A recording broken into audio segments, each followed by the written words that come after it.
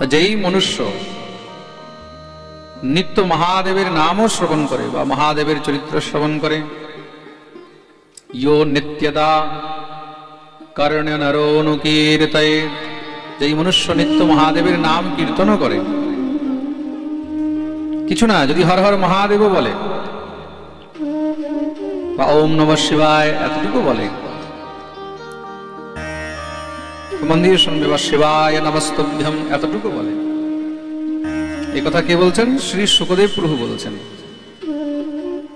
তার কি হয় বলে, ধনোদ্যঘম কৌরব ভক্তি ভাবতঃ, এটা একদম অধুনা একদম পাক্কা তার ভক্তি বৃদ্ধি হয়।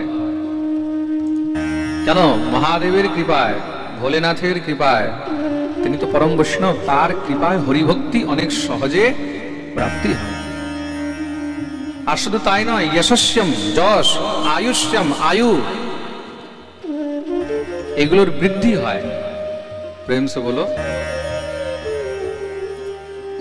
আমরা তৃতীয় দিবসের পাঠে প্রবেশ করছি। মহাদেবের শ্রীচরণে প্রণাম জানাই। উপস্থিত সকল ভক্তবৃন্দদের, ভক্তিমতী মাতৃগণের শ্রীচরণে আমি বারংবার প্রণাম জানাই। ইউটিউবের মাধ্যমে দেশে বিদেশে যারা এই পাঠ শ্রবণ করছেন, ঘরে বসে লাইভ, সেই ভক্তদেরও শ্রীচরণে আমি কোটি কোটি প্রণাম জানাই। যারা যারা লাইভ শ্রবণ করছেন এই সাপোর্ট গ্রামের বাইরে থেকে, চাহে দেশে হোক বিদেশে হোক, কলকাতা হোক, আসাম হোক, ত্রিপুরা হোক, বাংলাদেশ হোক, আমেরিকা হোক, অস্ট্রেলিয়া হোক, যে যেখান থেকেই শুনছে, সবাই লাইভের মধ্যে কমেন্টে লিখে দেবে যে আমরা কোথা থেকে পাঠ শুনছি। তাহলে পরে আমরাও বুঝতে পারবো কোন কোন দেশ থেকে এখানে আমাদের ভক্তরা পাঠ লাইভ শ্রবণ করছে। প্রেম সে বলো। পরীক্ষিত মহারাজ প্রশ্ন করলেন, বলে প্রভু একটি কথা বলেন। মনু মহারাজের তিনটি কন্যার তো বংশবর্ণন শ্রবণ করলাম, দুটি পুত্রের বংশবর্ণন শ্রবণ করতে চাই। মনু মহারাজের দুই পুত্রকে প্রিয়ব্রত আর উত্তানপাদ। প্রিয়ব্রতোত্তানপাদৌ শতরূপাপতে সুতৌ। বড় পুত্র প্রিয়ব্রতকে মনু মহারাজ বললেন, যাও তুমি রাজত্ব সামলাও। কালকে আমরা তিনটি কন্যার বংশবর্ণন শুনেছি তো। তিনটি কন্যা কে কে মনে আছে না ভুলে গেছো? হ্যাঁ, কার মনে আছে? কার কার মনে আছে দেখি? বলে মহারাজ পাঠে তো শুনেছিলাম, পাঠ থেকে উঠে ঘরে গিয়ে সব ভুলিয়া গেছি।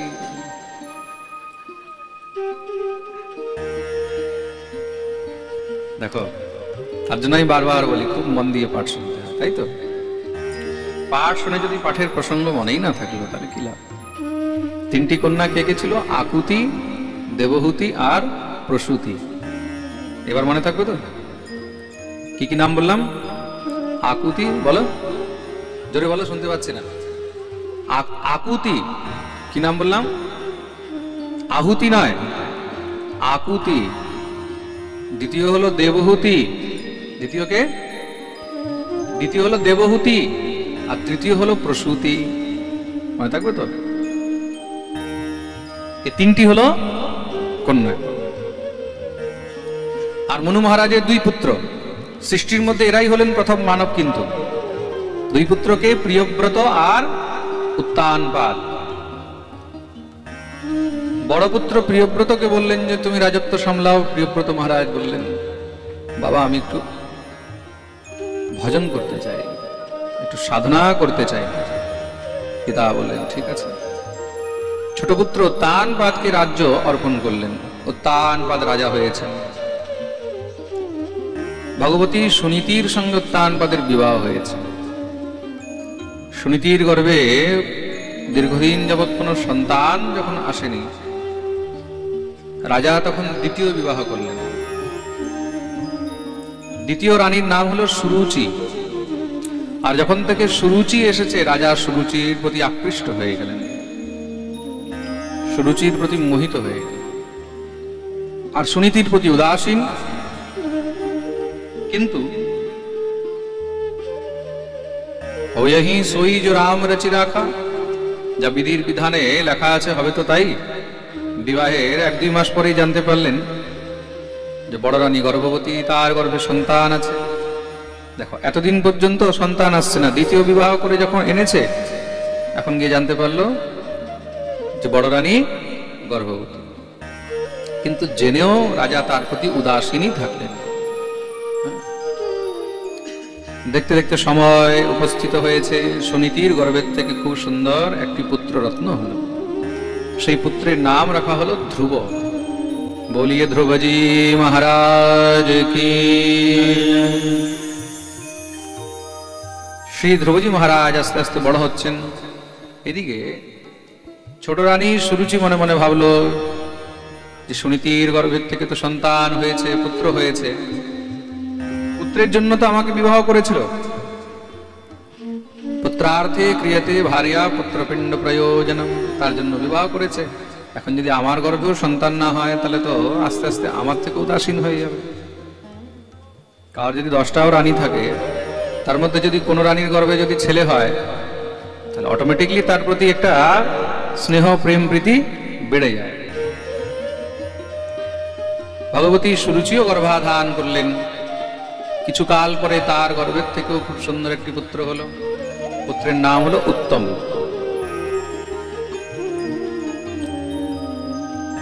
শ্রী ধ্রুবজি মহারাজ একদিন খেলতে খেলতে দেখছেন কি বাবার কোলে ছোট ভাই উত্তম বসে আছে। বাবা তাকে আদর করছেন, তার সঙ্গে খেলছেন। ধ্রুবের মনে উৎকণ্ঠা হলো, আমারও তো পিতা, আমাকে তো কোনোদিন এইভাবে কোলে নেয়নি, কোনোদিন আমার সঙ্গে এইভাবে খেলেনি, আমারও তো অধিকার রয়েছে। দৌড়ে গেলেন পিতার কাছে, বাবা বাবা বাবা, আমাকেও কোলে নাও, আমাকেও কোলে নাও, আমাকেও কোলে নাও। তার পা তো সংকোচে কোলে নিতে পারছে না। কেন? সুরুচি যদি দেখে, তাহলে সুরুচির সঙ্গে আমার প্রেম প্রীতি এটা নষ্ট হয়ে যাবে, আমার উপর রাগ করবে। স্ত্রী আসক্তির কারণে রাজা নিজের পুত্রকেও কোলে নিতে পারছে না। কিন্তু কতক্ষণ পর্যন্ত? দীর্ঘ সময় পর্যন্ত অনুনয় বিনয় যখন করতে লাগলেন ধ্রুব, পিতার বাৎসল্য ভাব জাগ্রত হলো। শত হলেও তো সন্তান, স্নেহ করে কোলে উঠিয়েছেন। এক কোলে উত্তম, এক কোলে ধ্রুব বসে আছে। দূর থেকে সুরুচি এই দৃশ্য দেখলো। সুরুচি মনে মনে ভাবছে, আজকে তো কোলে উঠিয়ে বসিয়েছে, তার মানে কালকে রাজ গদ্দিতেও উঠে বসে যাবে। বড় পুত্র তো, আর বড় পুত্রের অধিকার আগে হয়। ধ্রুব যদি রাজা হয়, তাহলে আমার পুত্র উত্তম কে হবে? তার সেবক, তার দাস হবে। আর আমার পুত্র যদি তার সেবক হয়, তার দাস হয়, তাহলে আমি কে? দাসের মা হব? দাসী হয়ে থাকবো? না না না, সেদিন আসবেই কেন? তার জন্য সঙ্গে সঙ্গে গিয়ে কি করলেন, রাজার কোলের থেকে ধ্রুবকে টেনে নিচে নামিয়ে দিলেন। তোর এত দুঃসাহস, তুই মহারাজের কোলে উঠে বসেছিস? কিন্তু মা, তিনি তো আমারও পিতা, আমি কি দোষ করেছি? ধ্রুব কাঁদতে লাগলেন। তোর দোষ এটাই যে তুই আমার গর্ভে জন্মগ্রহণ করিসনি। মহারাজের কোলে তখনই বসতে পারবি যখন আমার গর্ভের থেকে জন্মগ্রহণ করবি। সেটা কি করে সম্ভব? তপসারাধ্য পুরুষম তস্যৈবানুগ্রহেণ মে গর্ভে ত্বং সাধয়াত্মানম যদি ইচ্ছসি নৃপাসন। যাও, তার জন্য গিয়ে তপস্যা করো, তপস্যা করে ভগবানের আরাধনা করে আমার গর্ভের থেকে জন্মগ্রহণ করো। ধ্রুব কাঁদতে কাঁদতে দৌড়ে গিয়ে নিজের মায়ের কাছে সমস্ত সব কথা বললেন। মা বুকে জড়িয়ে ধরেছে। বাবু, তোমার বিমাতা ঠিকই বলেছে, এই সংসারে যদি কিছু পেতে হয় তার জন্য সাধনা করতেই হবে। কার কার ভাগ্যে পিতার কোলও কিন্তু থাকে না, প্রেম সে বলো। জীবনে যদি কোনো উপলব্ধি পেতে চাও, কোনো পদ, কোনো প্রতিষ্ঠা, জীবনে যদি এই তুমি কিছু পেতে চাও, তার জন্য তোমাকে তপস্যা করতেই হবে। তপ মানে পরিশ্রম, সাধনা। মা, তপস্যা কি করে হয় বলে সে তো আমিও জানি না, কিন্তু হ্যাঁ, অনন্য ভাবে নিজ ধর্ম ভাবেতে মনস্যবস্থাপ্য ভজস্ব পুরুষম। তার জন্য অনন্য ভাব দিয়ে পরম পুরুষের ভজন করা উচিত, তার সাধনা করা উচিত। আর কোথায় হয়? সেটা তো বনে গিয়েই হয়। গৃহে থেকে ভগবত ভজন সাধন হয় না। বনে গিয়ে কি করে হবে? বলে তার জন্য উপায় তো আমিও জানি না। হ্যাঁ, বনের মধ্যে ঋষি মুনিরা থাকেন, সাধু মহাত্মারা থাকেন। যখন তাদেরকে দেখবে সঙ্গে সঙ্গে চরণে দণ্ডবোধ করবে, প্রণাম করবে, তারাই তোমাকে রাস্তা দেখিয়ে দেবে। শ্রী ধ্রুবজি মহারাজ আর দেরি করলেন না, সঙ্গে সঙ্গে প্রণাম করে ধ্রুবজি মহারাজ চলে গেলেন বনে। বনে বনে খুঁজছেন, কোথাও কোনো সাধুকে দেখি, কোনো বৈষ্ণবকে দেখি, কিন্তু মহারাজ এখনো কাউকে দেখতে পাচ্ছেন। হঠাৎ করে সেই গভীর জঙ্গলের মধ্যে এক জায়গায় কি দেখছেন, দূর থেকে এক সাধু কীর্তন করতে করতে আসছে বীণা নিয়ে, নারায়ণ নারায়ণ নারায়ণ। দৌড়ে গিয়ে চরণে পড়লেন, সাষ্টাঙ্গ প্রণাম করেছেন। মা বলেছে সাধু বৈষ্ণব ঋষি মুনিদেরকে দেখলে প্রণাম করবে, তাদের কাছে জিজ্ঞাসা করবে, তারাই তোমাকে রাস্তা দেখাবে। তিনি কে ছিলেন? দেবর্ষি নারদ। সঙ্গে সঙ্গে নারদ সেই বাচ্চাকে উঠিয়েছেন। কে তুমি? তোমাকে দেখে কোনো ক্ষত্রিয়ের বাচ্চা মনে হচ্ছে। অহো তেজঃ ক্ষত্রিয়াণাম মানভঙ্গমৃষ্যতাম বালোপ্যয়ম হৃদা দত্তে যৎসমাতুরসদ্বচ। কি ব্যাপার? এই বনের মধ্যে, এই জঙ্গলের মধ্যে তুমি কি করছো? মহারাজ, আমি এখানে তপস্যা করতে এসেছি। তোমার পরিচয় কি? আমি চক্রবর্তী সম্রাট সুলতান পালের জ্যেষ্ঠ পুত্র। আরে রাজকুমার, এই তপস্যায় ভজন এগুলো কি বাচ্চাদের খেলা? যাও যাও, নিজের গৃহে ফিরে যাও। বনের মধ্যে বড় বড় সব হিংস্র পশুরা থাকে, তোমাকে মেরে ফেলবে, খেয়ে ফেলবে, যাও। মহারাজ, আমি মৃত্যুকে ভয় করি না, আমি হলাম ক্ষত্রিয়ের বাচ্চা। কিন্তু এখনো তো তোমার বয়স তেমন হয়নি, ছোট বাচ্চা, তুমি কি করে এখানে তপস্যা করবে বনের মধ্যে? না ঠিক মতন খেতে পাবে, না ঠিক মতন এখানে সুবিধা পাবে। তুমি রাজকুমার, রাজার পুত্র, যাও যাও, যখন সময় হবে, সামর্থ্য হবে, তখন গিয়ে তুমি তপস্যা করো। রাস্তা যদি ভুলে থাকো তাহলে আমি তোমাকে ঘরে দিয়ে আসি। শ্রী ধ্রুবজি মহারাজ বললেন, একটি কথা বলুন মহারাজ, আপনি কি আসল সাধু না আপনি নকল সাধু? সঙ্গে সঙ্গে নারদ বুকে জড়িয়ে ধরে নিয়েছেন। আরে বাবা, আমি তো আসল সাধু। আপনি যদি আসল সাধু হন তাহলে আমাকে ভগবত ভক্তির, ভগবত সাধনার রাস্তা দেখান। ঘরের রাস্তা আমি জানি, আপনি আমাকে আবার ঘরের দিকে ফিরিয়ে দিচ্ছেন। নারদ খুব আনন্দিত হলেন। ধ্রুবকে বলেন, আচ্ছা ঠিক আছে, কার তপস্যা করতে চাও? বলে, প্রভু, তপস্যাও কি আলাদা আলাদা হয়? বলে, হ্যাঁ। ধর্মার্থ কাম মোক্ষাখ্যম ইয়া ইচ্ছে শ্রেয় আত্মনঃ। জীব নিজের ইচ্ছা অনুসার ধর্ম, অর্থ, কাম, মুক্তি ইত্যাদি চতুর্বিধ পুরুষার্থ প্রাপ্তির জন্য আলাদা আলাদা দেবদেবীর পুজো করে থাকে। যার যেখানে রুচি হয় সে সেই দেবদেবীর পুজো করে, তাই তো? কেউ শিবের করে, কেউ কালীর করে, কেউ দুর্গার করে, কেউ গণেশের করে, কেউ সূর্যের করে, কেউ চন্দ্রের করে, কেউ অশ্বিনী কুমারদের করে, কেউ বিশ্বকর্মার করে, করে তো? কেউ সরস্বতী করে, কেউ লক্ষ্মী করে, কেউ পার্বতী করে। যার যেখানে রুচি সে সেখানে সেই দেবদেবীর আরাধনা করে থাকে। তুমি কার করবে?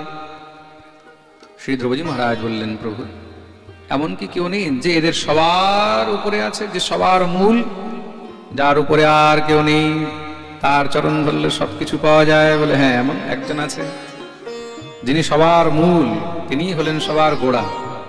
কে? एकमेव हरेस्तत्र कारणं पादसेवनम्। তিনি হলেন একমাত্র ভগবান শ্রী হরি। তার জন্য তোমাকে তার শরণাগতি নিতে হবে, তারই তপস্যা করতে হবে। তাকে কোথায় পাওয়া যাবে? কোথায় তার অ্যাড্রেস? কোথায়? বলে, তার একটি ঠিকানা আছে। কোথায়? বলে, তত্তাত গচ্ছ ভদ্রম তে যমুনায়াস্তটম শুচি পুণ্যম মধুবনম যত্র সান্নিধ্যম নিত্যদা হরে। যমুনার তটে যেখানে শ্রী গিরিরাজ রয়েছে, মধুবন রয়েছে, সেই মধুবনে বৃন্দাবনেই তাকে পাওয়া যাবে। গুরুদেব তাকে দেখতে কেমন দেখা যায় বলে, শ্রীবৎসাঙ্কং ঘনশ্যামং পুরুষং বনমালিনম শঙ্খচক্র গদা পদ্মৈরভিব্যক্ত চতুর্ভুজম। দেখতে কেমন বলে, একদম ঘনশ্যাম, শ্যাম বর্ণ, আর তার মধ্যে বুকে শ্রীবৎসের চরণ চিহ্ন অঙ্কিত রয়েছে, মানে বাছুরে গোবৎস। শঙ্খচক্র গদা পদ্মধারী চতুর্ভুজ, মাথায় ময়ূরের মুকুট, গলার মধ্যে বনমালা। তার জন্য ভগবানের এক নাম হলো বনমালী। এক নাম কি? জোরে বলো। যিনি সবসময় বনমালা ধারণ করেন। বনমালা মানে বনের যে পুষ্প, কি কি? কুন্দ, মন্দার, পারিজাত, তুলসী, এগুলো দিয়ে যে মালা তৈরি করা হয়, পদ্ম, সেটাকে বনমালা বলা হয়। কি বলা হয়? হ্যাঁ, বনমালা। এসব 4-5 রকমের ফুল দিয়ে, তুলসী দিয়ে যে মালা গাঁথা হয় তাকে বনমালা বলা হয়। তার জন্য ভগবানের এক নাম হলো বনমালী। বলিয়ে বনমালী ভগবান কি।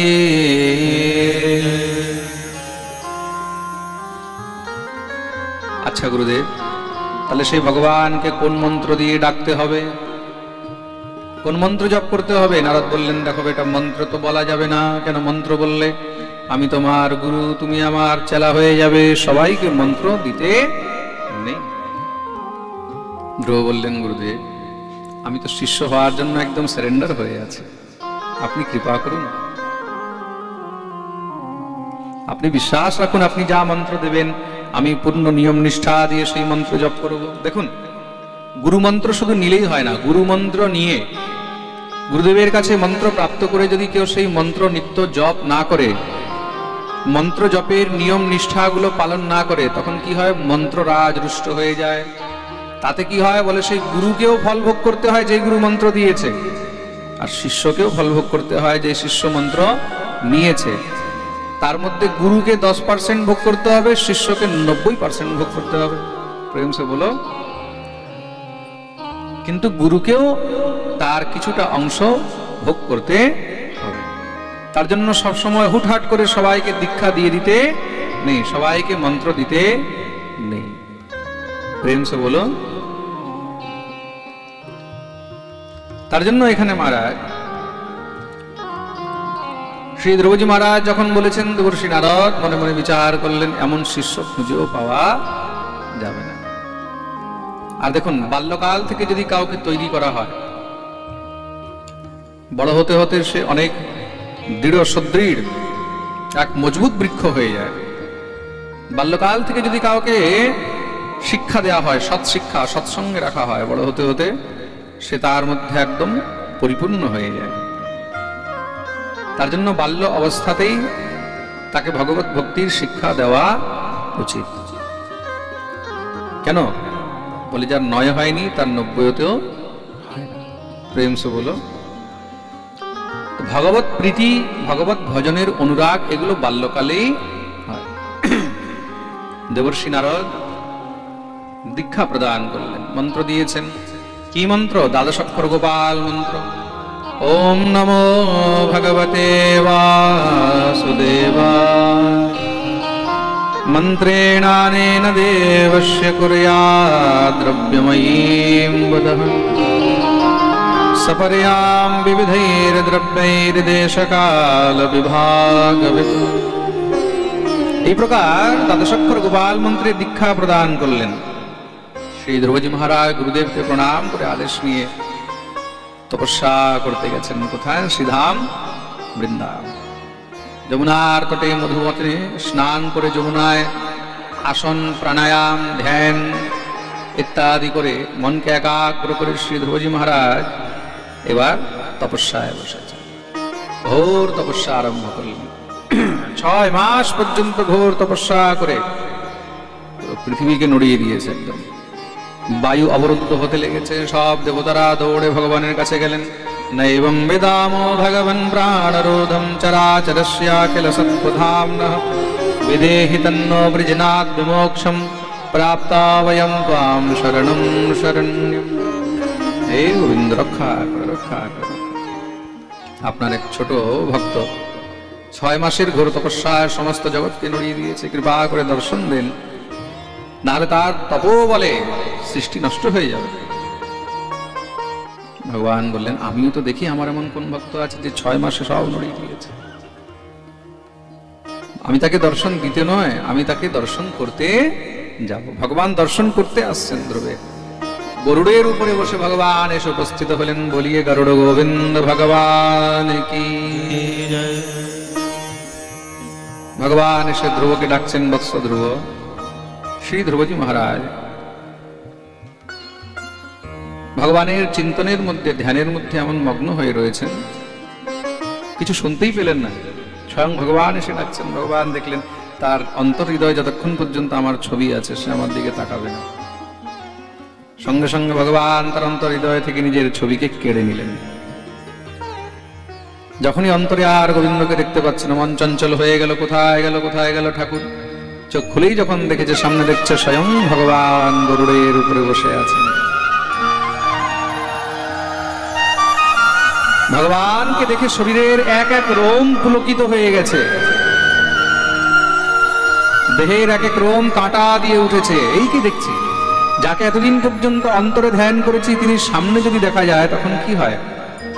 কোনো অপ্রাপ্য বস্তু যদি হঠাৎ করে কেউ পেয়ে যায়, কাউকে আমরা স্বপ্নে দেখছি, কাউকে আমরা দূরে দেখছি, টিভিতে দেখছি, মোবাইলে দেখছি, হঠাৎ করে তাকে সামনে দেখলে তখন কি অশ্রুস্ফুরিত হয়ে যায়, চোখের থেকে জল বেরিয়ে যায়, শরীরে রোম দাঁড়িয়ে যায়, মনের মধ্যে অন্তর আনন্দে ভরে যায়।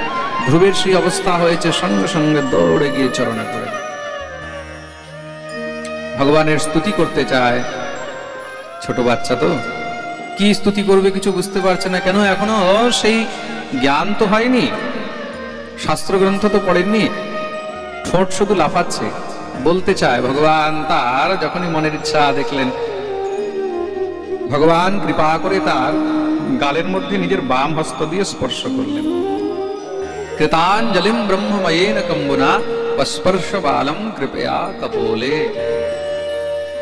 যখনই স্পর্শ করেছেন, সঙ্গে সঙ্গে ধড়াধড় সমস্ত মনে হয় বেদ শাস্ত্র পুরাণ তার ভিতরে প্রবিষ্ট হয়ে গেছে। দিব্য ভগবানের স্তুতি আরম্ভ করলেন। योऽन्तः प्रविश्य मम वाचमिमां प्रसुप्तां सञ्जीवयत्यखिल शक्तिधरस्वधाम् अन्याश्च हस्तचरणश्रवणत्वगादीन् प्राणान् नमो भगवते पुरुषाय तुभ्यम्। दिव्य भगवानेर स्तुति करलेन, भगवानेर प्रार्थना करছেন। কি প্রার্থনা করলেন?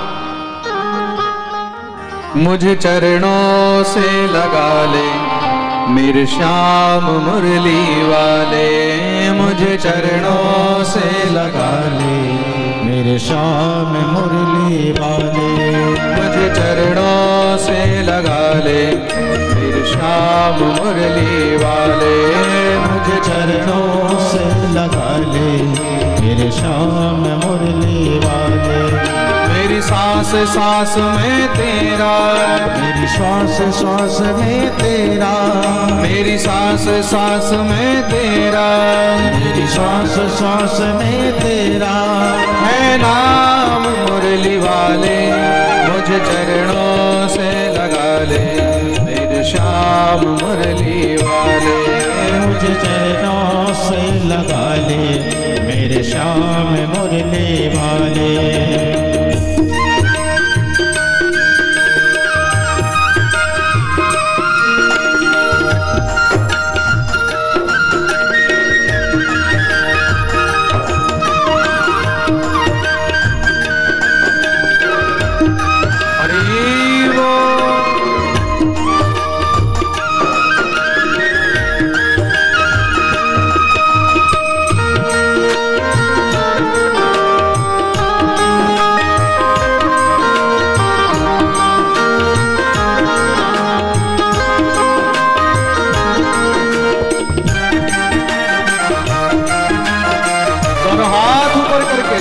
सेवा करते हुए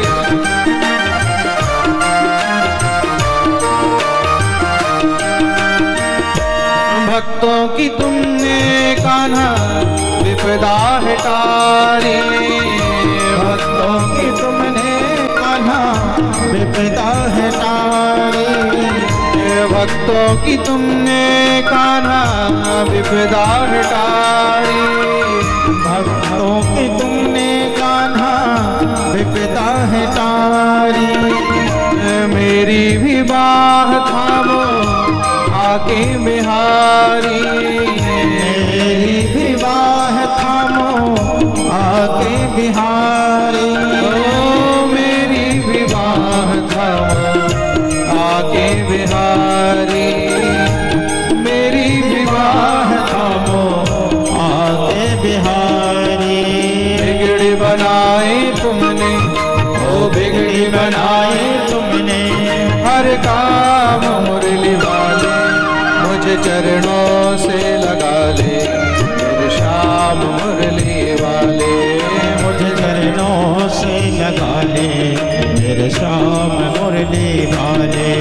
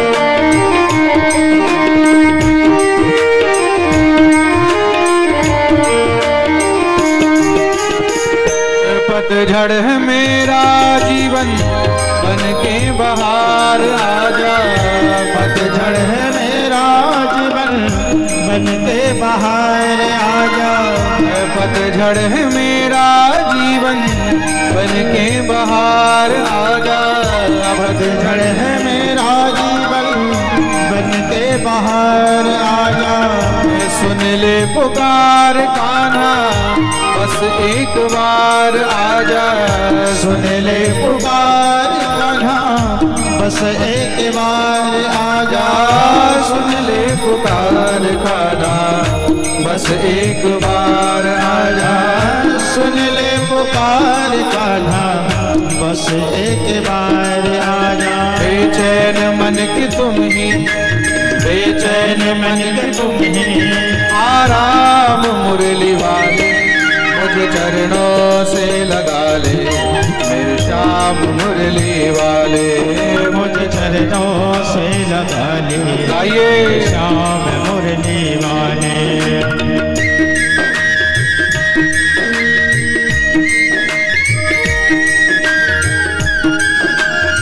श्री राधा रमण लाल की, प्रभु नारायण भगवान की।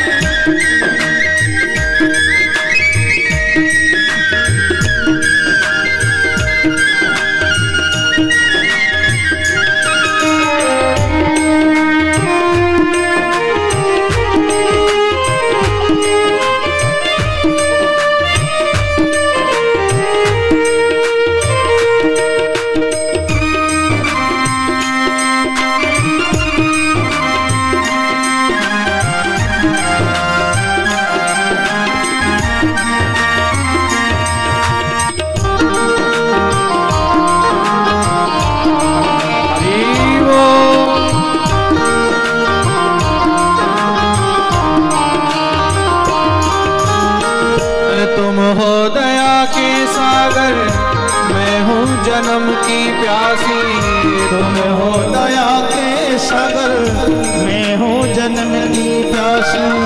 तुम हो दया के सागर, मैं हूँ जन्म की प्यासी। तुम हो दया के सागर, मैं हूँ जन्म की प्यासी। दे दो जगह मुझे भी चरणों में बस जरा सी, दे दो जगह मुझे भी चरणों में बस जरा से दे दो जगह मुझे भी, चरणों में बस जरा सी दे दो जगह मुझे भी, चरणों में बस जरा से। सुबह तुम ही हो तुम ही, ओ सुबह तुम ही हो तुम ही, मेरी शाम मुरली वाले, मुझे चरणों से लगा ले, मेरी शाम मुरली वाले, मुझे चरणों से लगा ले, मेरे श्याम मुरली वाले। मेरी सांस सांस में तेरा, मेरी सांस सांस में तेरा है नाम मुरली वाले, मुझे चरणों से लगा ले, मेरे श्याम मुरली वाले, मुझे चरणों से लगा ले, मेरे श्याम मुरली वाले। मुझे चरणों से लगा ले, मेरे श्याम मुरली वाले, मुझे चरणों से लगा ले, आइए मेरे श्याम मुरली वाले। मुझे चरणों से लगा ले, मेरे श्याम मुरली वाले, मुझे चरणों से लगा ले, मेरे श्याम मुरली वाले। मेरे श्याम मुरली वाले, मेरे श्याम मुरली वाले, मेरे श्याम मुरली वाले, मेरे श्याम मुरली वाले। बोलिए भक्तवत्सल भगवान की जय, जय जय श्री राधे। मुझे चरणों से लगा ले, मेरे श्याम मुरली वाले, मुझे चरणों से लगा ले, मेरे श्याम मुरली वाले। मेरे श्याम मुरली वाले, धन श्याम मुरली वाले। बोलिए भक्तवत्सल भगवान की जय। ভগবানের দিব্য স্তুতি করলেন। ভগবান ধ্রুবকে আশীর্বাদ দিয়েছেন, প্রস্থিতে তু বনম পিত্রা দত্ত্বাগাম ধর্ম সংশ্রয়ঃ ষটত্রিংশদ বর্ষ সাহস্রম রক্ষিতাব্যাহতেন্দ্রিয়ঃ। ধ্রুব বলো তুমি কি চাও? ধ্রুব বললেন, প্রভু আপনি তো অন্তর্যামী, আপনার কাছে কি চাওয়া? মানুষ বাইরের কথা বুঝতে পারে না, মুখের কথা, আপনি তো অন্তরের কথা বুঝে যান, তাই তো? তাই আপনাকে অন্তর্যামী বলা হয়। ভগবানকে কি বলা হয়েছে? অন্তর্যামী। প্রেম সে বলো।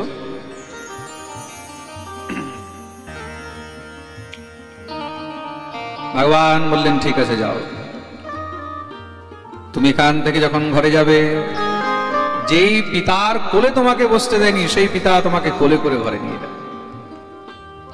আর ষটত্রিংশদ বর্ষ সাহস্রম রক্ষিতাব্যাহতেন্দ্রিয়া, 36,000 বৎসর পর্যন্ত তুমি এই পৃথিবীতে শাসন করবে, রাজত্ব করবে। ভগবান আশীর্বাদ দিয়ে স্বধাম গেলেন। শ্রী ধ্রুবজি মহারাজ ভগবানকে স্মরণ করে ফিরছেন। ফিরতে ফিরতে মনে মনে ভাবছেন, ইস কত বড় হতভাগা আমি, সামনে ভগবানকে পেয়ে ভগবান নিজে বললেন কি চাই, তো তখন মুক্তি চেয়ে নিতাম। তাহলে সংসারের জন্ম মরণের সমস্ত সব চক্র থেকে, বন্ধন থেকে মুক্ত হয়ে যেত। হয়তো ভালোই হয়েছে মুক্তি চাইনি, কেন ভগবান আমাকে ভগবত ভজনের জন্য আর একটু সময় দিয়ে দিল। মুক্তি হয়ে গেলে তার ভজন হয় না। প্রেম সে বলো, মুক্তি হয়ে গেলে আর ভজন হয় না।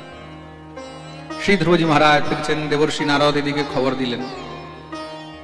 কাকে? রাজা উত্তানপাদকে তোমার পুত্র ভগবত দর্শন করে আশীর্বাদ নিয়ে আসছে। শুনেই তো রাজার একদম হৃদয় ভাবে গদগদ হয়ে গেল, আনন্দে ভরে গেল। কিন্তু গ্লানিও হয়েছে। আমি স্ত্রী আসক্তে ঘরে পড়ে রয়েছি, নিজের পুত্রকে সেই স্থান দিতে পারলাম না। আজকে আমার পুত্র ভগবত দর্শন করে আসছে। আসক্তি পরিত্যাগ করে দিয়ে রাজা সঙ্গে সঙ্গে রথ নিয়ে বেরিয়ে গেলেন। সৈন্য সামন্ত নিয়ে রাজা বেরিয়েছেন। ধ্রুব আসছে সেই জঙ্গল থেকে। ধ্রুবকে দেখে সঙ্গে সঙ্গে দৌড়ে গিয়ে কোলে তুলে রথে বসিয়ে নিয়ে আসলেন। রাজ্যে খুব সুন্দর স্বাগত হয়েছে। ধ্রুবের বিমাতা সুরুচি লুকিয়ে আছে, সামনে আসছে না কেন লজ্জায়, ধ্রুবের সামনে কি করে আসে। কিন্তু ধ্রুব কি করলেন, সব থেকে আগে গিয়ে নিজের বিমাতা সুরুচিকে প্রণাম করেছে। প্রণাম করতেই সুরুচি একদম ঝরঝর করে কাঁদতে লেগেছে, বুকে জড়িয়ে ধরেছে। বাবা, আমি তোকে অপমান করে এখান থেকে তাড়ালাম, আর তুই এসে আমাকে প্রণাম করছিস। ধ্রুব বললেন, মা, তুমি তো হলে আমার প্রথম গুরু, তুমি যদি আমাকে কৃপা করে এখান থেকে না বের করতে, তাহলে আমার ভগবত দর্শন হতো না। মনে রাখবে, এই সংসারে কেউ যদি তোমাকে ঘাড়ে ধাক্কা দিয়েও ঠাকুরের কাছে পাঠায়, কেউ যদি তোমাকে গালি দিয়ে অপমান করে বদনাম করে যদি ভগবানের কাছে নিয়ে যায়, তোমার ক্ষতি করেও যদি ভগবানের কাছে তোমাকে নিয়ে গেছে, তাহলে মনে করবে সে তোমার উপর অনেক বড় উপকার করেছে। প্রেম সে বলো। শ্রী ধ্রুবজি মহারাজ বড় হলেন, পিতা তাকে রাজ্য অর্পণ করে বনগমন করেছেন। ধ্রুবের দুই পুত্র হলো, উৎকল আর বৎসর। ছোট ভাই উত্তম একদিন শিকার খেলতে বনে গেছিল, কোন যক্ষের সঙ্গে যুদ্ধে তার মৃত্যু হয়ে গেছে। ভাইয়ের মৃত্যুর প্রতিশোধ নেওয়ার জন্য কি করেছেন, ধ্রুব যক্ষদের সঙ্গে যুদ্ধ আরম্ভ করে দিয়েছেন। যক্ষদের অধিপতি হলেন কুবের। কুবের গিয়ে ব্রহ্মার কাছে কাঁদতে লেগেছে, প্রভু, এ তো আপনার প্রপৌত্র আমাদের বংশনাশ করে দেবে, এই যুদ্ধ বন্ধ করান। ব্রহ্মার প্রপৌত্র হলেন কে? ব্রহ্মার প্রপৌত্র হলেন ধ্রুব। খুব মন দিয়ে শুনবে। একদিক দিয়ে যদি দেখা যায়, তাহলে ধ্রুব আর কুবের কিন্তু ভাই ভাই হন। কি করে? কুবেরও কিন্তু ব্রহ্মার প্রপৌত্র। প্রপৌত্র মানে নাতির ঘরের ছেলে, যাকে আমরা পতি বলি, তাই তো? ব্রহ্মার পুত্র হলেন পুলস্ত, পুলস্তের পুত্র হলেন বিশ্বশ্রবা, আর বিশ্বশ্রবার পুত্র হলেন কুবের। এই বিশ্বশ্রবারই তিনটি পুত্র আরো ছিল, যারা খুব একদম সুপারহিট ছিল, রাবণ, কুম্ভকর্ণ আর বিভীষণ। প্রেম সে বলো। হ্যাঁ, একদম মহারাজ সুপার ভিলেন। প্রেম সে বলো। রাবণ, কুম্ভকর্ণ আর বিভীষণ হলেন বিশ্বশ্রবারই পুত্র। বিশ্বশ্রবার আরেকটি স্ত্রী ছিল, যার নাম ছিল কৈকেশী। কৈকেশী সে অসুর কুলের কন্যা ছিল। কার কন্যা ছিল? অসুর কুলের। তার জন্য তাদের গর্ভের থেকে ঋষি পুত্র হয়েও সন্তানের মধ্যে মাতৃবংশের প্রভাব হওয়ার কারণে অসুরত্বের গুণ ছিল। মনে রাখবে, সন্তানের মধ্যে যদি মায়ের প্রভাব বেশি হয়, তাহলে মাতৃকুলের যে গুণ আছে সেগুলো চলে আসে। আর যে সন্তানের মধ্যে পিতার প্রভাব বেশি হবে, বেশিরভাগ গৃহের মধ্যে সন্তানের মধ্যে মাতৃ প্রভাব বেশি আসে। কেন? পিতা তো বেশিরভাগ বাইরে থাকে, তো ঘরের মধ্যে মা যেরকম সংস্কার দেবে, মা যেরকম সন্তানদেরকে পালন পোষণ করবে, যেইভাবে মা তাদেরকে তৈরি করবে বাচ্চার মধ্যেও তেমনই গুণ পাওয়া যায়। প্রেম সে বলো। রাবণ কিন্তু আজকালকার নয়, খুব মন দিয়ে শুনবে। রাবণ নিজের সামনে কত সূর্যবংশী রাজাদেরকে দেখেছে, মানে শ্রী রামচন্দ্রের বাবা, ঠাকুরদাদা, তারও বাবা, তারও ঠাকুরদাদা, এগুলো সব রাবণ নিজের চোখে দেখেছে। বিচার করে দেখুন, রাবণ কোনো আজকের বা শ্রী রামচন্দ্রের সময়ের নয়, কিন্তু শ্রী রামচন্দ্রের বাবা দশরথকেও তিনি দেখেছেন, দশরথের জন্ম দেখেছেন, দশরথের বাবারও জন্ম দেখেছেন, তারও বাবার জন্ম দেখেছেন, তারও বাবার জন্ম দেখেছেন, তারও বাবার জন্ম দেখেছেন। রাবণের এত বয়স ছিল। প্রেম সে বলো। কুবের যখন গেছে, তখন ব্রহ্মা মনু মহারাজকে ডাকিয়েছেন। মনু মহারাজকে ডেকে বললেন, তোমার নাতিকে ভাই বোঝাও, যুদ্ধ বন্ধ করাও।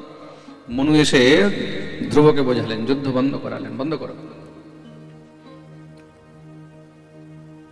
কিন্তু হে পিতামহ, আমি কি করে বন্ধ করি? এই যক্ষরা আমার ভাইকে মেরেছে। বলে, তোমার ভাইকে ফিরে পাবে? বলে, না, তোমার ভাইকে তো একজন মেরেছে, তুমি তার বদলে হাজার হাজার যক্ষ মেরে দিলে, শুধু অপরাধ করেছে। শ্রী ধ্রুবজি মহারাজ যুদ্ধ বন্ধ করলেন, যক্ষগণ আশীর্বাদ দিয়েছেন। এদিকে পুত্র বিরহে উত্তমের মা মানে ধ্রুবের বিমাতা সুরুচিরও দেহত্যাগ হয়েছে। ধ্রুবের মনে বিরক্তি হয়ে গেল, বৈরাগ্য হয়ে গেল। এত বড় যুদ্ধ করে হাজার হাজার যক্ষদেরকে মেরে কি হলো? ধ্রুব নিজে রাজ্য সব পরিত্যাগ করে দিয়ে বনে চলে গেলেন। কোথায়? বদ্রিকা আশ্রম। বড় পুত্রকে বললেন তুমি রাজ্য সামলাও, বড় পুত্র সব ছেড়ে দিয়ে চলে গেলেন। তখন ছোট পুত্রকে রাজ্য দিয়েছেন। বদ্রীনাথে গিয়ে তিনি সেখানে ভগবত ভজনে যুক্ত হয়ে গেলেন। 36,000 বৎসর পূর্ণ হয়েছে ধ্রুবকে। স্বয়ং কাল এসেছেন বলে প্রভু চলুন। ধ্রুব বললেন ভাই কোথায় যাব? আমি বললাম কাল আপনাকে নিতে এসেছি। ধ্রুব বললেন তাহলে নিয়ে চলো। আপনাকে নিয়ে যাওয়ার সামর্থ্য আমার মধ্যে নেই, আমি শুধু আপনাকে প্রার্থনা করতে এসেছি যে আপনাকে যেতে হবে। কেন? আপনার সময় পূর্ণ হয়ে গেছে। পৃথিবীর মধ্যে কেউ পার্মানেন্ট নেই, এখানে কেউ পার্মানেন্ট নেই। কিন্তু খুব মন দিয়ে শুনবে, না রাজা না মহারাজা, না ঋষি না মুনি, না প্রধানমন্ত্রী না রাষ্ট্রপতি, এই পৃথিবীর মধ্যে কেউ পার্মানেন্ট নেই। কেউ পার্মানেন্ট আছে? এই ভারতের মধ্যে কত বিদেশিরা এসেছে আক্রমণ করতে, এসেছে না? খিলজি বংশ এসেছে, তুগলক বংশ এসেছে, মুঘলরা এসেছে, শেরশাহ সুরি, এক থেকে এক বড় বড় মহারাজ ম্লেচ্ছ জবনরা এসেছে, ব্রিটিশরা এসেছে, পর্তুগালিরা এসেছে, ফ্রেঞ্চরা এসেছে। শুধু আমাদের ভারতের উপরে ব্রিটিশরাই রাজত্ব করে যায়নি, ব্রিটিশদের সঙ্গে ফ্রান্সও এসেছিল। ফ্রান্সও এসে এখানে কিছুটা জায়গার উপরে রাজত্ব করে গেছে। যেরকম পশ্চিমবাংলা হুগলির কাছে দেখবে চন্দননগর ইত্যাদি যেসব জায়গা আছে, এগুলোর উপরে ফ্রান্সের রাজত্ব ছিল। পর্তুগালিরাও রাজত্ব করে গেছে। কত এসেছে, আপনারা যারা ইতিহাস পড়েছেন হবে, এখানে হিস্ট্রি স্টুডেন্ট যারা আছে তারা ভালো করে জানবে কত এসেছে আর কত গেছে। আজ পর্যন্ত কেউ পার্মানেন্ট থাকতে পারেনি। পেরেছে কি? यूनान मिस्र रोमा मिट गए जहां से, कुछ बात है कि हस्ती मिटती नहीं हमारी। সব এসেছে আর চলে গেছে। হুণ এসেছিল, জবন এসেছে, শক বংশ এসেছে, কত এসেছে। সনাতন যেমন ছিল তেমনই আছে। ধ্রুবজি বললেন তাহলে আমাকে কি করে নিয়ে যাবে? বলে প্রভু আপনাকে স্পর্শ করার সামর্থ্য আমার মধ্যে নেই। কাল বলছে, কাল মানে মৃত্যু। ভাই মৃত্যু কাউকে গ্রাস করবে, কার মৃত্যু হবে, তখনই তো সে যাবে। কিন্তু মৃত্যু স্বয়ং বলছে যে মহারাজ আপনাকে স্পর্শ করার আমার মধ্যে সামর্থ্য নেই। I can't touch you. Dhruvji Maharaj বললেন তাহলে কিভাবে যাব? আপনি সশরীর যাবেন। ভগবান আপনার জন্য বিমান পাঠিয়েছেন, ধ্রুবের জন্য একটা আলাদা লোক বানিয়েছে যার নাম হলো ধ্রুবলোক। শ্রী ধ্রুবজি মহারাজ দেখলেন বিমান এসে উপস্থিত। ধ্রুব যখনই বিমানে উঠতে গেছেন, কাল নিজের মাথা নত করে নিচে বসে গেছে। এই কি করছো? বলে প্রভু বিমানে উঠতে গেলে সিঁড়ির দরকার হবে, তো আমার মাথায় চরণ রেখে উঠুন। কি বলছো? তুমি বললে আমাকে স্পর্শ করতে পারবে না। আমি করতে পারবো না, আপনি তো কৃপা করে আমাকে স্পর্শ করতে পারবেন। তাহলে কি হবে সংসারে? এটা তো বলবে না যে ধ্রুব কালকে স্পর্শ করেননি। কালের মাথায় চরণ রেখে ধ্রুব বিমানে বসেছেন। ভগবত প্রদত্ত দিব্য ধ্রুবলোক প্রাপ্ত হলো, বলিয়ে ধ্রুবজি মহারাজ কি জয়। আর আজও শ্রী ধ্রুবজি মহারাজ সেই ধ্রুবলোকের মধ্যে নিবাস করছেন। আকাশের মধ্যে উত্তর দিশায় যে সব থেকে আমরা উজ্জ্বল তারাটা দেখতে পাই, তারই নাম হলো ধ্রুব তারা। সেই ধ্রুবের বংশে পরম প্রতাপী রাজা হলেন অঙ্গ। অঙ্গের পুত্র হয়েছেন বেন। মহারাজ অঙ্গ যত ধর্মাত্মা ছিলেন, তার পুত্র বেন ততই বড় পাপী ছিলেন। প্রেম সে বলো। দেখুন এই সংসারে পিতা ধর্মাত্মা হলে যে পুত্র ধর্মাত্মা হবে তার কোনো গ্যারান্টি নেই। বা পিতা যদি দুষ্ট হয় তাহলে পুত্র যে দুষ্ট হবে তারও কোনো গ্যারান্টি নেই। দেখুন বিশ্বশ্রবা কত বড় মুনি, তার ঘরে রাবণের মতন পুত্র হয়েছে কিনা? মহারাজ অঙ্গ পরম ধর্মাত্মা, অঙ্গের পুত্র বেন মহা অত্যাচারী হয়েছে। কেমন অত্যাচারী? কেউ ভগবানের ভজন করলে, কেউ যজ্ঞ করলে, পাঠ করলে, কীর্তন করলে, হরিনাম করলে সঙ্গে সঙ্গে নিয়ে তাকে কারাগারে বন্দী করে দেয়, হত্যা করে দেয়। কেন? সব বন্ধ করিয়ে দিয়েছে। এই সংসারে ভগবান বলতে কিচ্ছু নেই, আমি হলাম ভগবান। তো যজ্ঞ পুরুষ নাম যত্র ভক্তিরেদৃশী। এই সংসারে কে যোগ্য পুরুষ, কে ভগবান? কেউ ভগবান নেই। একমাত্র আমি হলাম সর্বে সর্বা, আমি তোমাদের রাজা, আমি তোমাদের রক্ষা করি, তোমাদের পালন পোষণ করি, তোমাদের খাদ্য ব্যবস্থা করি। তো ভর্তৃ স্নেহ বিদুর আনাম যথা জারে কুয়োশতাম, আমি তোমাদের পালন পোষণ করি আর তোমরা ভজন করবে অন্যের, বন্ধ করিয়ে দিয়েছে। ঋষি মুনিরা তার অত্যাচারে ত্রস্ত হয়ে অভিশাপ দিলেন, যাও তোমার মৃত্যু হয়ে যাবে। হন্যতাম হন্যতাম এষ পাপঃ প্রকৃতি দারুণঃ, তোমার মৃত্যু হয়ে যায়। ঋষিদের অভিশাপে বেনের প্রাণ বেরিয়ে গেল, মৃত্যু হয়ে গেল। বেনের মৃত্যু হয়েছে, এখন রাজত্ব কে সামলাবে? কোন রাজা তো নেই। আগেকার দিনে নিয়ম ছিল রাজার পুত্রই রাজা হয়। ঋষিগণ কি করলেন, বেনের সেই শরীরকে তেলের মধ্যে রেখে দিব্য মন্ত্র দ্বারা তার মন্থন আরম্ভ করলেন। যেভাবে দধি মন্থন হয় সেইভাবে তার দেহকে মন্থন করছেন। মন্থন করতে করতে তার জাং থেকে একটি কালো রঙের পুরুষ উৎপন্ন হলো। কাক কৃষ্ণ তুহস্বাঙ্গবাহুর মহাহনু, একদম কাকের মতন কালো, বেনের পাপ থেকে উৎপন্ন হয়েছে। তার নাম রাখা হলো নিষাদ। কি নাম রাখা হয়েছে? নিষাদ। নিষীদেত্য ব্রবস্তাত সন্নিষাদস্ততো ভবৎ। কিন্তু রাজার অংশ থেকে উৎপন্ন হয়েছে, তার জন্য তাকেও রাজা বানানো হলো। কোথাকার? তাকে রাজা বানানো হয়েছে বনের, জঙ্গলের। তার থেকে যে সন্তান হয়েছে সেগুলোকে বনবাসী বলা হলো। কি বলা হলো? জোরে বলা, বনবাসী। দেহের আবার মন্থন করা হচ্ছে, করতে করতে তার শরীরের দক্ষিণ ভাগ থেকে এক পুরুষ আর বাম ভাগ থেকে এক স্ত্রী উৎপন্ন হলো। পুরুষের নাম হলো পৃথু আর স্ত্রী হলেন অর্চি। এই পৃথু হলেন স্বয়ং নারায়ণের অংশ থেকে অবতার, আর অর্চি হলেন ভগবতী লক্ষ্মীর অংশের থেকে। বলিয়ে পৃথুজি মহারাজ কি। এই পৃথুজি মহারাজ পৃথিবীর মধ্যে 100টি অশ্বমেধ যজ্ঞ করেছেন, পৃথিবীকে একদম পবিত্র করে দিলেন, সমস্ত পাপ থেকে মুক্ত করেছেন। স্বয়ং ভগবান দর্শন দিলেন। পৃথুজি মহারাজ ধ্যান যোগের দ্বারা নিজের দেহত্যাগ করে পরম ধাম গমন করলেন। পৃথুর বংশে পরম প্রতাপী রাজা হয়েছেন প্রাচীন বর্হি। কি নাম?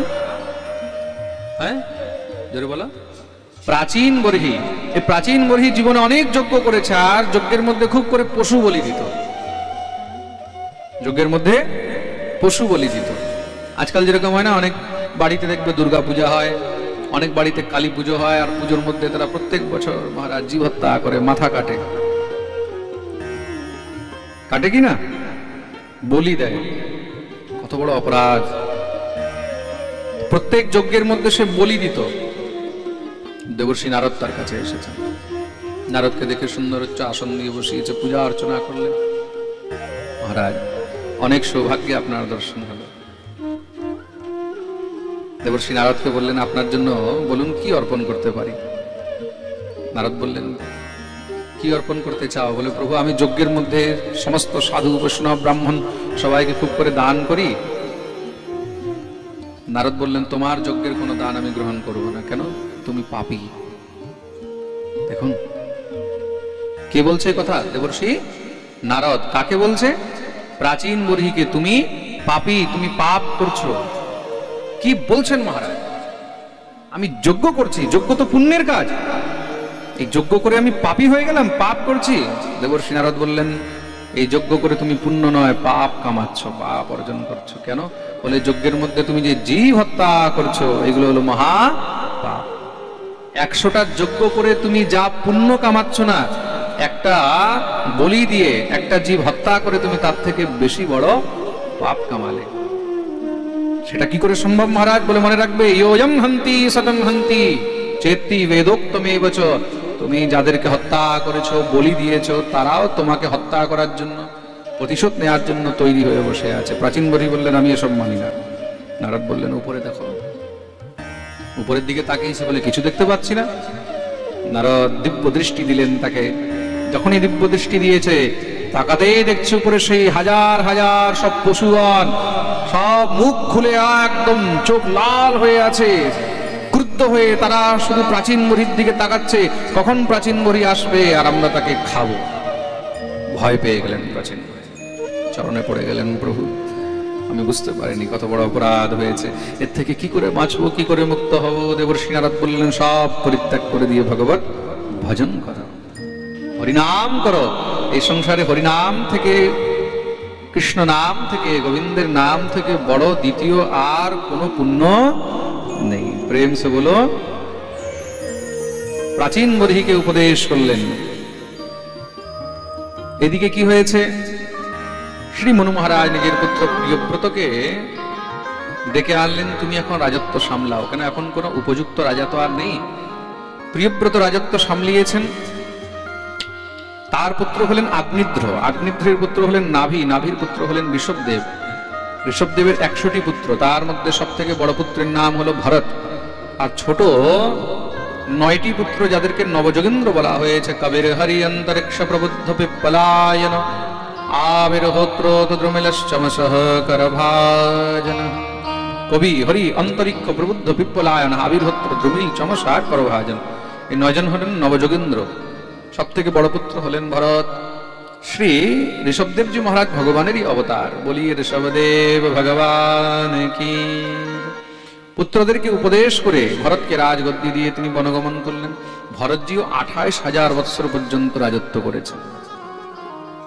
তৎপশ্চাৎ শ্রী ভরতজি মহারাজ রাজ্যপাট ইত্যাদি পরিত্যাগ করে দিয়ে বনগমন করলেন। কোথায়? গণ্ডকী নদীর তটে গিয়ে সেখানে পর্ণকুটিয়া বানিয়ে ভগবানের ভজন করছেন। একদিন কি হয়েছে, শ্রী ভরতজি মহারাজ যখন নদীতে স্নান করছেন, হঠাৎ করে সেখানে কি দেখলেন, একটি মৃগী জলপান করছিল।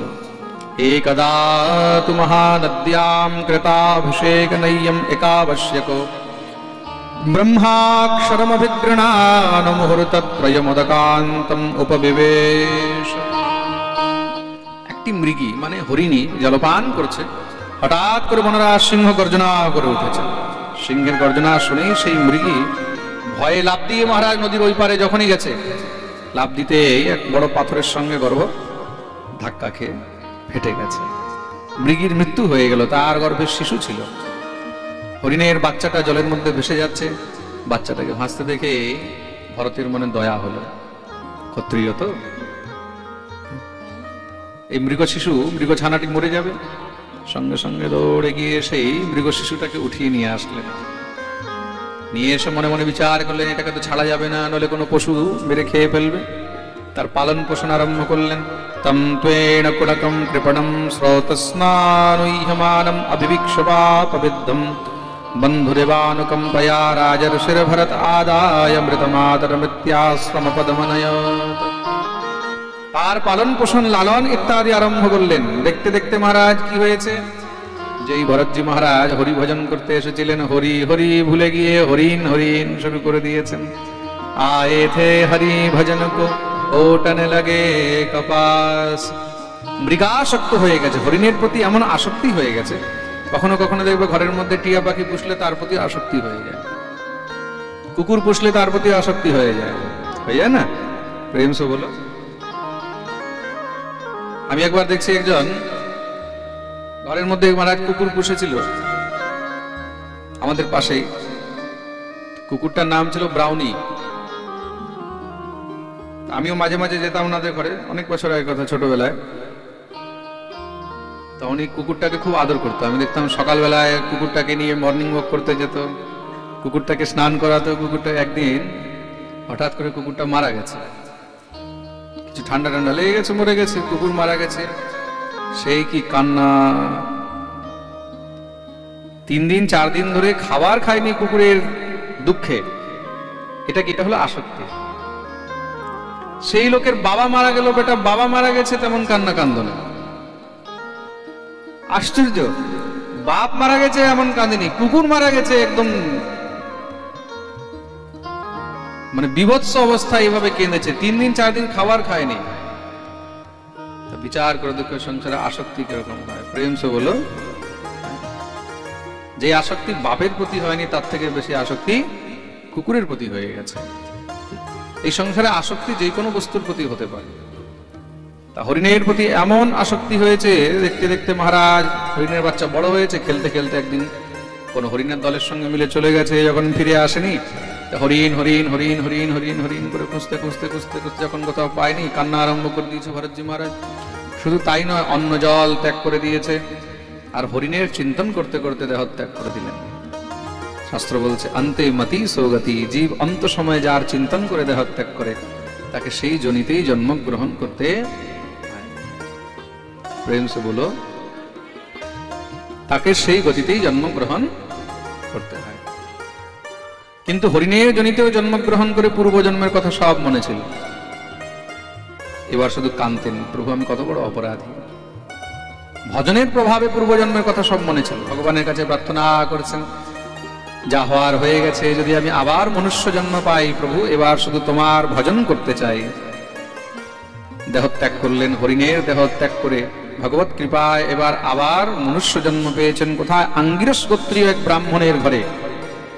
अथ कश्चित् द्विजवरस्य अंगिरसः प्रवरस्य समदमतपः स्वाध्यायाध्ययनत्याग सन्तोष तितिक्षा प्रश्रय विद्यानसूयात्मज्ञानानन्दयुक्तस्यात्मसदृशश्रुतशीलाचार रूपौ दार्यगुणान्नवसौन्दर्या अङ्गजा बहुवर्मिथुनं च यवीयस्यां भार्यायाम्। এই জন্যেও তার নামকরণ করা হলো, তার নাম রাখা হয়েছে ভরত। পূর্বজন্মের স্বীকৃতির ফলে সমস্ত সব কিছু স্মরণ ছিল। দেখতে দেখতে মহারাজ যখন ৬-৭ বৎসর অবস্থা হয়েছে, পিতা উপনয়ন সংস্কার করিয়েছেন, বিদ্যা অধ্যয়নের জন্য গুরুকুলে পাঠালেন। গুরুদেব গায়ত্রী মন্ত্র দীক্ষা দিয়েছেন, ১ বছরেও মহারাজ গায়ত্রী মন্ত্র মুখস্থ করে শোনাতে পারেননি। সবাই তাকে জড় বলা আরম্ভ করে দিয়েছে, জড় মানে মূর্খ। নাম হয়ে গেল জড় ভরত। বলিয়ে জড় ভরতজি মহারাজ কি।